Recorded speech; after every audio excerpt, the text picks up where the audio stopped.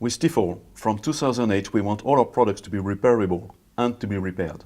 We believe that our products should be able to be used for many years, even after a possible defect.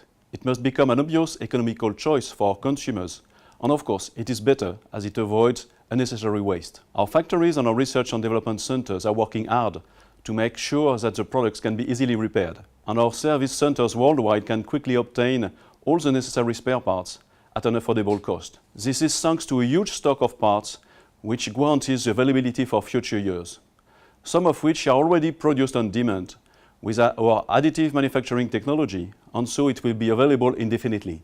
So we needed to make it more obvious to the consumers that repairs are possible and indeed preferable.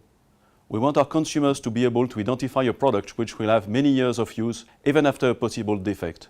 And it is with this logo, 10 years repair, progressively on all our products, that a shopper will be able to see the difference.